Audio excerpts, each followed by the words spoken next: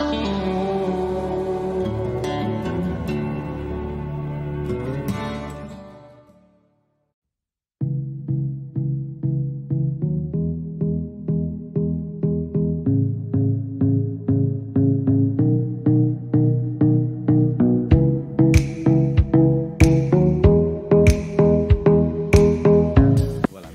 tout cas, jusque-là, ça va bien et les choses ont bien démarré. Pas d'erreur notée, en tout cas, il n'y a pas de problème majeur noté. Tout se passe correctement. Jusque-là, ça va parce que un dispositif sanitaire a été mis en place et on s'en félicite. Mais quand même, ça a un peu impacté, ça a un peu impacté parce qu'on a noté des cas d'absence qui sont imputables à la Covid. Oui, mais ce qui est des dispositions, comme je l'ai dit, tout est mis en place. Il y a les dispositifs de lavage à la porte. Voilà. Il y a les gels qui sont mis à disposition des gardiens. Et un peu partout, ici même au sein du jury, pour les examinateurs. Donc un dispositif a été mis en place. Des produits aussi sanitaires sont aussi mis à disposition. Donc tout se passe correctement, le respect de la distanciation, ça se voit au niveau des salles. Les étudiants respectent, les candidats respectent le port de masque.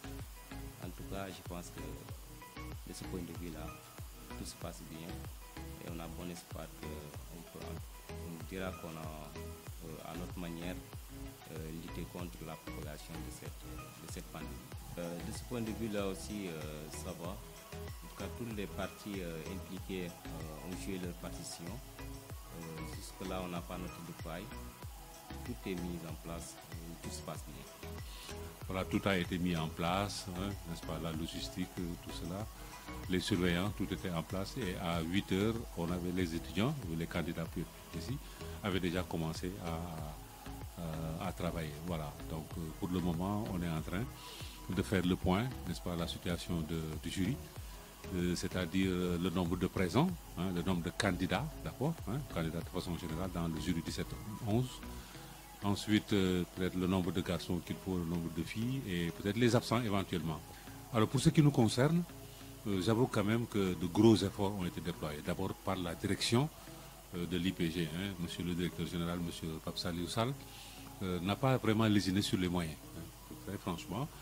Pour mettre tout en place, n'est-ce pas, tout ce qu'il faut comme gel, comme masque, tout était en place et qu'ils n'ont pas manqué, aussi bien au niveau des candidats que des surveillants et autres là, de mettre en tout cas tout le dispositif en place pour sécuriser davantage. Évidemment, au préalable, dans l'installation, nous avons essayé quand même de respecter un peu ces mesures barrières, notamment la distanciation.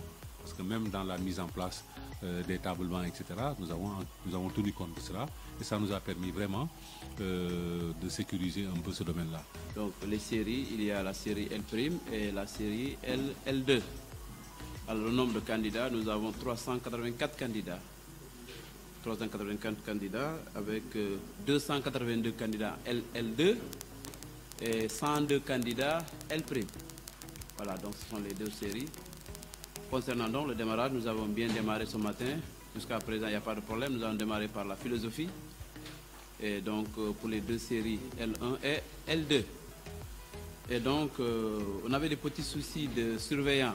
Le nombre de surveillants donc, était insuffisant ce matin. Donc, c'est ça qui a fait que donc, on avait des petits soucis. Mais actuellement, tout est rentré dans l'ordre.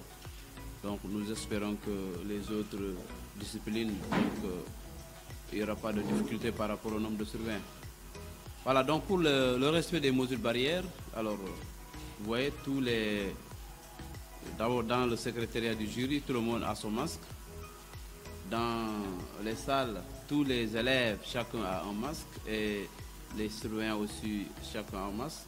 Et donc nous passons de temps en temps pour vérifier est-ce que réellement certains n'ont pas sorti enlever leur masque, mais jusque-là, tout le monde a son masque. Voilà, donc nous avons accueilli ce matin deux jurys, le jury 1710 et le jury 1711.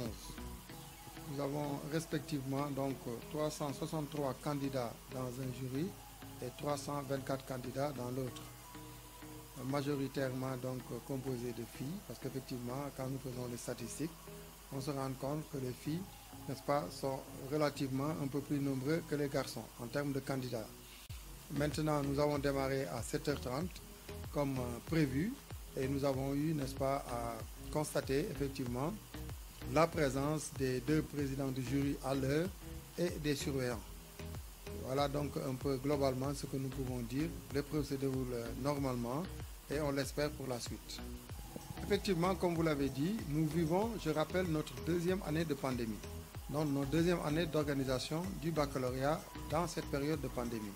Il est vrai que cette fois-ci, avec la 3e vague, avec son fameux variant Delta, nous avons corsé les mesures. Nous avons, dès l'entrée de la porte, n'est-ce pas, mis un dispositif de lavage des mains systématique et accompagné, n'est-ce pas, de gel antiseptique. Nous exigeons aussi des masques pour tous les candidats, et tous les surveillants, ainsi que le personnel de service. Moi, j'ai mon masque avec moi parce que nous avons respecté la distanciation, nous sommes que 2 dans le bureau, mais systématiquement, nous veillons au port des masques. Et il faut saluer aussi la dotation en masques de l'IA.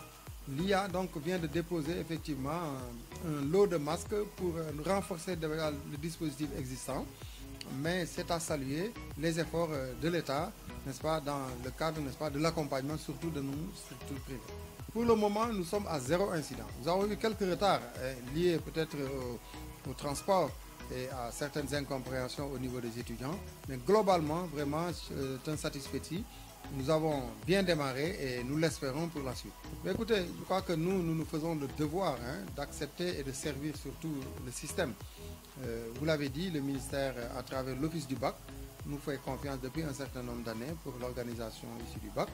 Nous, bien sûr, ça perturbe un peu le calendrier scolaire, mais en tout cas, les mesures ont été prises dans la planification pour quand même libérer les salles de classe et de les mettre à la disposition du système du ministère de l'Enseignement supérieur.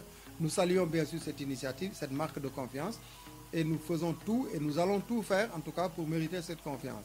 Dire aux autorités merci, que le public et le privé, comme ils ont l'habitude de le dire, est d'égale dignité.